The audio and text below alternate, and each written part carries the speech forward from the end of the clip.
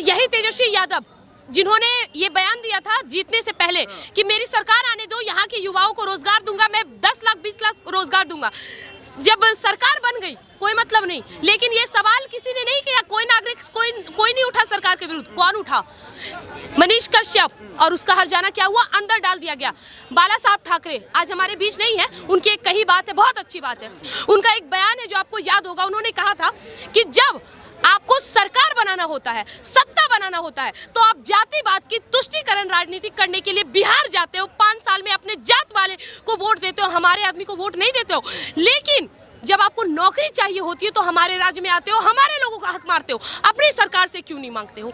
अच्छा, अभी यही दिक्कत है। सबसे पहले जब कोई आत्मसमर्पण करने आता है, जब कोई आत्मसमर्पण करने आता है तो उनके साथ उनको कभी हथकड़ी नहीं लगती है। पहला उनको हथकड़ी लगाया गया। दूसरा, उनका चेहरा नहीं ढका जाता है, चेहरा ढका गया। किसके साथ ऐसा सुलूक किया जाता है? या तो जिसने बलात्कार किया हो, या तो जिसने आतंकवादी घटनाएं की हो, वो आतंकवाद हो, देशद्रोही बयान दिए हो, या देशद्रोही घटनाओं में उसका नाम हो।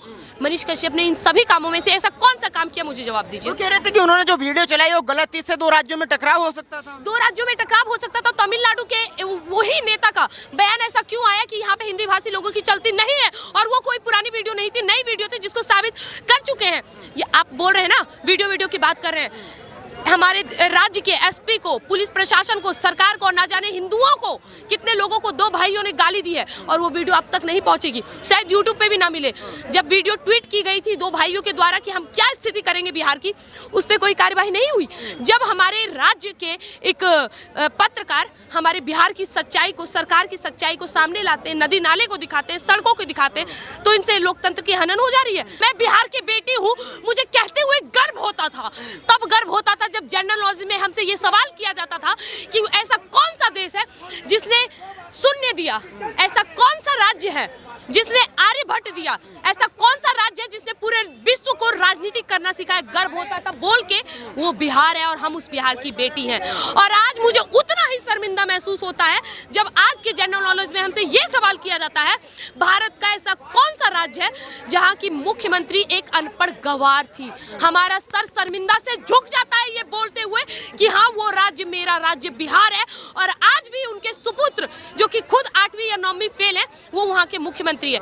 मुख्यमंत्री के पद की या सरकारी किसी भी पद की मैं सम्मान करती हूँ, लेकिन किसी व्यक्ति विशेष का सम्मान करना मेरे हाथ में नहीं है। वो तो 25 में सीएम बनने का सपना देख रहे हैं, लग रहा है उनका सपना पूरा होगा। सर, मैं ये तो नहीं बोलूंगी, मैं बिहार की सभी जनता की आवाज हूँ, लेकिन बिहार की सभी जनता को, सभी बहनों को, सभी माताओं को और सभी लोगों को हाथ जोड़ के आग्रह करूंगी कि अब मत करिए। महाराष्ट्र में भी पिटाए हैं बिहारी, गुजरात में भी पिटाए हैं बिहारी, तमिलनाडु में भी पिटाए हैं बिहारी, और हर वक्त बात को झूठा साबित सिर्फ इसलिए किया गया ताकि सरकार सत्ते में रहे। अब ये नहीं चलना चाहिए सर, अब सरकार बदलनी जरूरी है, अन्यथा बिहार को आज भी विकासशील कहा जा रहा है और आने वाले सालों में भी कहा जाएगा। आप बिहार से आते हो, कहते हैं कि जो मनीष कश्यप है वो लगातार यहाँ पे माहौल खराब करते थे, अवैध वसूली करते थे। आपको भी लगता है कि मनीष कश्यप अवैध वसूली करते थे? देखिए, मुझे ऐसा लगता है, मैं बिहार से आती हूँ और मैं बिहार से कल ही आई हूँ, तो मैं एक चीज आपको बता दूं कि बिहार में भी जो मौजूदा स्थिति है, सबसे पहले समर्थक, हम और आप पागल तो है नहीं, या फिर आप इतने बड़े न्यूज रिपोर्टर, आप मुझसे इनके बारे में सवाल पूछने क्यों आए हैं? कुछ तो होगा। अगर वो इतना माहौल खराब करते तो लाखों लाख की भीड़, इनका मतलब तो यही है कि माहौल खराब करने में वो लोग का भी समर्थन है। सर, 60 लाख उनके फॉलोअर्स से ना जाने अभी तो और कितने बढ़ गए हैं। तो इन सब चीजों को देख के नहीं लगता है कि उन्होंने कोई इतना घनिष्ठ अपराध वाला काम किया है जिस तरह से उनके साथ सुलूक किया जा रहा है। इस तरीके से मनीष कश्यप को बिहार में समर्थन मिला, क्या तेजस्वी ने सोचा था कि ऐसा समर्थन मिलेगा? मुझे तो नहीं लगता ऐसा सोचा होगा, क्योंकि अगर वो ऐसा सोचते तो शायद ऐसा नहीं करते, क्योंकि तेजस्वी यादव का दिमागी संतुलन एक ही जगह पे अटका हुआ है, कहाँ? जातिवाद की तुष्टीकरण राजनीति करने में। लेकिन उनको ये समझ नहीं आया कि आजकल का युवा जात में नहीं बैठा हुआ है, वो सब जागरूक हो चुका है। और तेजस्वी यादव द्वारा जो मनीष कश्यप पे किया जा रहा है, अब उनका हर्जाना उनको बहुत गलत तरीके से भुगतना पड़ेगा। बस उस अंजाम के लिए तेजस्वी यादव, पूरा लालू परिवार तैयार हो जाए। आपको याद होगा महाराष्ट्र में जब उद्धव की सरकार होया करती थी, अर्नब गोस्वामी को भी ऐसे जेल में डाल दिया। जी बिल्कुल, आपने सेम बोला और मेरे मुंह के बात छीन ली आपने। मैं भी यही अभी आपको उदाहरण देने वाली थी। ये सेम स्थिति वही की है, और वहाँ की मौजूदा क्या हुआ था स्थिति आपको पता है। बिहार में भी अब सत्ता ऐसी पलटने वाली, और ये बौखलाहट साबित करती है कि उनके अंदर की जो वो थी ना आग, कभी चाचा को प्रधानमंत्री बनना है, तो कभी भतीजा को मुख्यमंत्री बनना है, उप मुख्यमंत्री बनना है। इन सब का चाल समाप्त हो चुका है। अब ये लोग कुछ बनने के लायक नहीं है। एक सांसदी विधायक लड़ रहे, वो भी बहुत है। नीतीश जी तो कह रहे कि प्रधानमंत्री हम ही बनेंगे, विपक्ष का चेहरा हम ही है। कल तक लालू के खिलाफ आवाज उठाते थे, अब चुप्पी साधे हुए पूरे मामले पे। अभी यही नीतीश कुमार का नाम पूछ लीजिए ना, भारत के किसी और राज्य में कितने लोग उनको जानते होंगे। मुझे एक बात बताइए ना, कि ये बिहार की बात कर रहे हैं, बहुत तो बिहार के मुख्यमंत्री का नाम पूछ लीजिए ना, नहीं बताएंगे। लेकिन बच्चे बच्चे के मुंह पे एक नाम है, पता है क्या? मोदी मोदी मोदी। बच्चे बच्चे के मुंह पे नाम है। भाई कौन है, क्या है मोदी? पूरा भारत ही नहीं बल्कि पूरे विश्व में मोदी का डंका बज रहा है, भारतीय जनता पार्टी का डंका बज रहा है। मुझे एक जगह बता दीजिए जहां नीतीश कुमार के लिए ऐसी बौखलाहट, ऐसी पागलपन और ऐसी प्रेरणा स्रोत बातें होती हो। आपने कहा कि बिहार वासियों को बाहर जाना पड़ता है, तो मुझे एक बात बताइए, वजह क्या है? क्यों बिहार वासियों को बाहर जाना पड़ता है? क्यों उनको वहाँ रोजगार नहीं मिल पाता? यही तेजस्वी यादव जिन्होंने ये बयान दिया था जीतने से पहले कि मेरी सरकार आने दो, यहाँ के युवाओं को रोजगार दूंगा, मैं 10 लाख 20 लाख रोजगार दूंगा। जब सरकार बन गई कोई मतलब नहीं, लेकिन ये सवाल किसी ने नहीं किया, कोई नागरिक कोई नहीं उठा सरकार के विरुद्ध। कौन उठा? मनीष कश्यप, और उसका हर्जाना क्या हुआ? अंदर डाल दिया गया। बाला साहब ठाकरे आज हमारे बीच नहीं है, उनकी एक कही बात है, बहुत अच्छी बात है।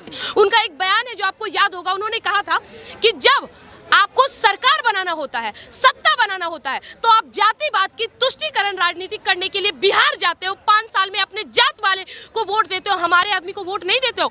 लेकिन जब आपको नौकरी चाहिए होती है तो हमारे राज्य में आते हो, हमारे लोगों का हक मारते हो, अपनी सरकार से क्यों नहीं मांगते हो? अच्छा, अभी यही दिक्कत है। तेजस्वी यादव का भी एक बयान आया था, वो कह रहे थे कि जितने भी गुजराती है सबके सब ठग हैं।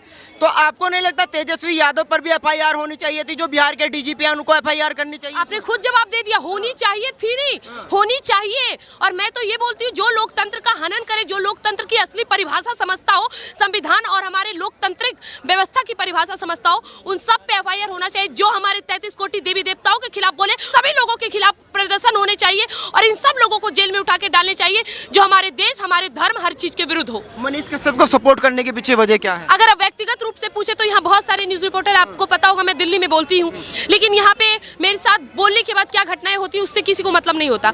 मनीष कश्यप बिहार के हैं, मैं भी बिहार से हूँ, तो उन्होंने बस ये जानने के लिए कि क्या बिहार की वो बेटी दिल्ली में हिंदुत्व के लिए दहाड़ने के बाद क्या वो सुरक्षित है, सिर्फ वो सवाल पूछने के लिए, कोई देश और धर्म का मुद्दा नहीं उठाया, केवल ये सवाल पूछने के लिए वो बिहार से दिल्ली आए। व्यक्तिगत रूप से मैं केवल इसलिए समर्थन करती हूँ। और दूसरा, सरकार से सवाल पूछने का, सिस्टम से सवाल पूछने का हिम्मत हर कोई नहीं करते, और उन्होंने ये हिम्मत करी, नदी नाले को दिखाया, सरकार की सच्चाई को दिखाया, इसलिए समर्थन करती हूँ। आपको लगता है वो सही मुद्दे उठा रहे थे जो उठाने चाहिए? बिल्कुल, वही तो मुद्दे हैं। कौन दिखा? अच्छा, आपको नालंदा विश्वविद्यालय का नाम सुना है? सुना है ना? नालंदा विश्वविद्यालय को नालंदा खंडहर देने वाले कौन? सरकार। उस बख्तियारपुर, जो बख्तियारपुर आप कह रहे हो ना, उस किसके नाम पे बना? बख्तियार खिलजी, जिसने नालंदा विश्वविद्यालय को ध्वस्त किया।